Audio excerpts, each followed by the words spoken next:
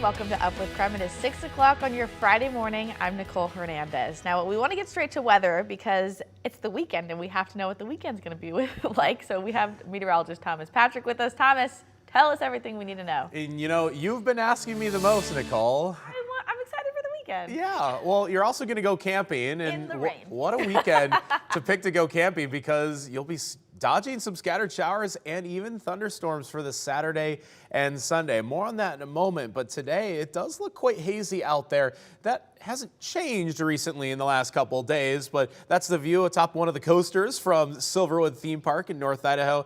And just right there in the foreground, that first layer of those mountains, yeah, looking a little bit hazy in that early morning sunshine. About 64 degrees is pretty mild though. And as we look at our hour-by-hour forecast today, it does get increasingly more cloudy during the afternoon and evening hours. Could rain as early as this evening, but a bit more likely for Saturday morning, as that moisture is soon arriving. You can see some rainfall across central and eastern Oregon already, but all this monsoon moisture between Oregon and North Dakota could all be impacting our rain chances through this weekend. So we'll time all of that out in just a couple of minutes.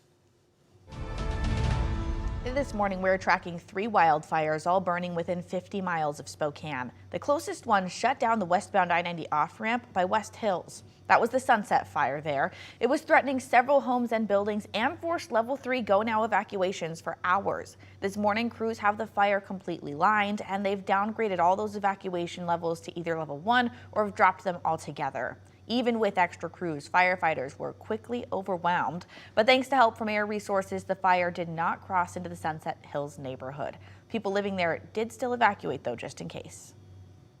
We were really only out of our houses for maybe 2 hours. I mean, that's incredible. And the police department, with all the notifications, like, they did an incredible job. It's a little too close for home, but the Spokane Fire Department kicked some serious butt. They were on it. The Spokane Fire Department says the fire started behind the Catholic Charity Shelter yesterday afternoon. The fire is now under control and crews will monitor it throughout the morning. Spokane Fire says they have not heard of anyone being hurt or any buildings burning down, and officials say firefighters were able to save millions of dollars worth of property. And over the state line in Idaho, there are level 1 get ready evacuations this morning for the Ridge Creek fire near Hayden Lake. That means you should start planning to evacuate if you live in that area. Right now, fire crews say the Ridge Creek fire has burned about 150 acres. It's burning 3 miles east of the northern tip of Hayden Lake. Yesterday, crews asked all boaters and other traffic on Hayden Lake to clear the water for emergency firefighting units.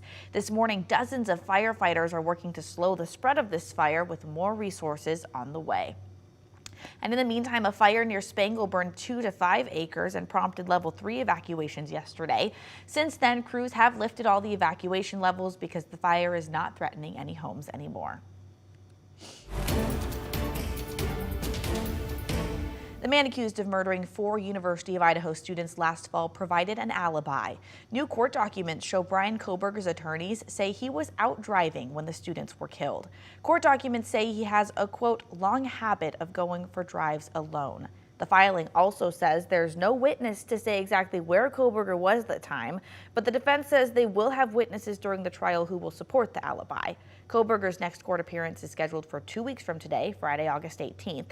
His trial is scheduled to start on October 2nd. This morning, former President Trump is at his New Jersey home after his arrest and arraignment in Washington, D.C. yesterday. It's his third and potentially most serious criminal case. He pleaded not guilty to charges alleging he conspired to defraud the government and overturn the 2020 presidential election. His defense argues that what he said about the election was free speech. The indictment says Trump had a right to speak and even lie about the election results, but it says he crossed the line when he allegedly pressured state officials to change election results. Very sad thing to see it. When you look at what's happening, this is a persecution of a political opponent.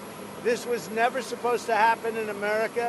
Former President Trump is due back in court for this case on August 28th. He also faces state charges in New York and more federal charges in Florida. That's for the special counsel's classified documents probe. And we're expecting a decision from Fulton County, Georgia soon in their investigation into efforts to overturn the election results.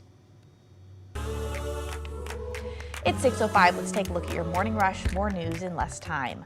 3 Spokane County teens are in jail this morning facing felony charges for stealing 2 cars. The Spokane County Sheriff's Office says deputies found a stolen Kia abandoned. The car had the name of a well-known group of teenagers that steals cars written on it in marker. After checking security cameras, deputies were able to find another stolen Kia driving recklessly. After a high-speed chase, they were able to find the teens and arrest them. Detectives with the Washington State Patrol are looking for someone who might have seen a crash early yesterday morning on State Route 2. Detectives say a Dodge Caravan and a Ford Ranger crashed into each other. The driver of the Ford died and officers took the other driver into custody. Now detectives are asking people to call the number on your screen with any information that might help them in their investigation. This morning, the FBI is investigating someone sending suspicious envelopes to elections officials in King and Okanagan counties.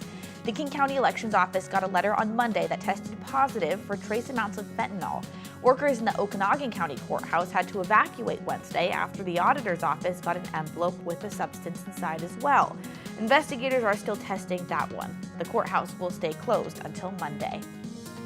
Oh, this one's so cute. The Kitsap Ferry crew rescued a kitten last week, and now the kitten has a new home. You can kind of see him in the arms of that crew member right there. So workers found him in the water last week near the Clinton Ferry. A Washington State Ferry employee actually decided to adopt the cat. And are you ready for what he named him? This is so cute. His name is Bowie. Very, very fitting. That's a look at your morning rush. It's 6:07 into another check of our forecast. Today, still another hot and hazy one, but with increasing cloud cover. That'll be the only minor differences for today. It's the rain chances that'll move in over the weekend that'll be a bit more significant. But this morning, it is quite mild out there. A lot of areas still in the 60s for low temperatures, barely as of the 6 o'clock hour. Still 64 in Spokane, 62 in Coeur d'Alene, and even our normal cool spots like in Deer Park, you're still at 50 degrees, which is a bit warmer than it has been recently. And there's your expected highs. Looks like northern Washington will be the hottest locations in the 90s as the cloud cover is building in from the south today. Well, happening this weekend, the 31st annual Downtown Coeur d'Alene Street Fair kicks off today. So, of course, KREM 2's Brandon T. Jones is over in North Idaho this morning. So, Brandon, who do you have with you right now? Oh my gosh, Nicole, I always say it's a great day when you get to start your morning off here in Coeur d'Alene because of course you got the beautiful lake, and then we've got great energy, great vibes over here. I feel like a child right now because I feel so excited. And Emily, you get to see this every single day. You're the executive director, not every day, but you know, every year you get to bring this to life, right? Yeah. Executive director for the Downtown Association.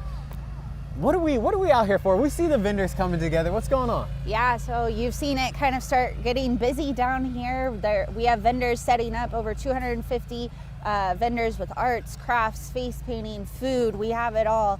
So they'll be set up here by 10 for the community to come down and have a good day. Yeah, and this is so awesome. I mean, so you said it's 250 vendors in total, right? Yes. And so how do they even, what's that process like of getting them situated, getting them in place, and getting them signed up so they can come out here and enjoy this awesome event? Yeah, so a lot of pre-planning, but on the day we have a great group of volunteers that chalk out all the numbers on the street starting at 5 a.m. Mm-hmm. Vendors start rolling in at 6. They'll be set up by 10. So it all happens in a short time frame, but yeah, they'll be up and running here soon. Yeah, talk about a short time frame. I mean, at 5 o'clock, we didn't see too much of this, just the volunteers and yourselves out here working. But it's 6 o'clock now, and it's like the street is literally transforming. Yeah, it's tents like all the way amazing. up and down. Yeah, I mean, so what is your favorite part about all of this?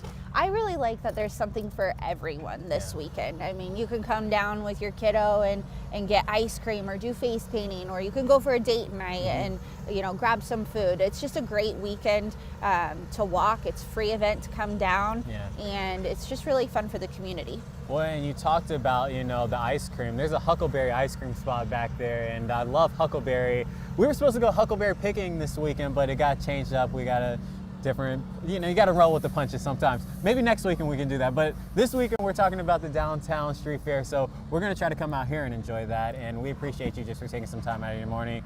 10 a.m. to 8 p.m. today, 10 a.m. to 8 p.m. tomorrow, 10 a.m. to 5 p.m. on Sunday. So come on out here, enjoy all these great vibes. I'll toss it back to you all in the studio.